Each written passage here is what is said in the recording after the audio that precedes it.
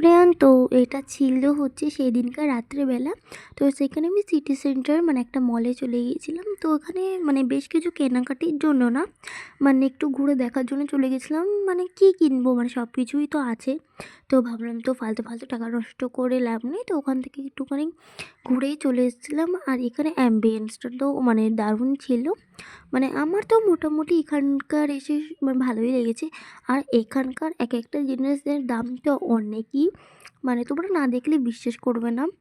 তারপরে এখানে মানে তারপরে আমরা একটুখানি বেরিয়ে এখানে ফুচকা খেতে চলে গেছিলাম। এখানে মাত্র 10 টাকা 3টে ফুচকা।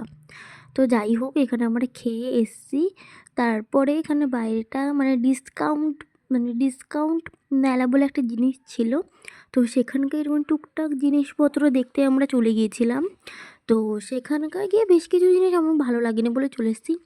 আর ওই মলে এখানকার রুপোর জিনিসগুলো ছিল, মানে এখানে গেলে যেই মানে যেইগুলোই দেখছো না কেন সবই রুপোর। আর এইগুলোর দাম প্রায় 1000 উপর এক একটা জিনিস।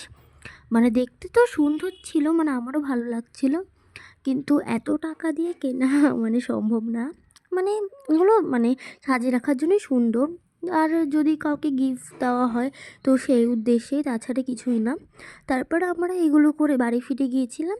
তো বাড়ি ফিরে রাস্তা থেকে একটু মোমো কিনে নিয়েছিলাম। তো সেই মোমো আর পরে স্যুপটা খেয়ে নিয়েছি। তো আজকের মিনি ব্লগটা এইটুকুই। তোমাদের এই মিনি ব্লগটা কেমন লেগেছে অবশ্যই জানাবে, আর ভালো লাগলে একটা কমেন্ট শেয়ার করে দেবে। তো বাই, দেখা হবে তোমাদের সাথে নেক্সট মিনি ব্লগ।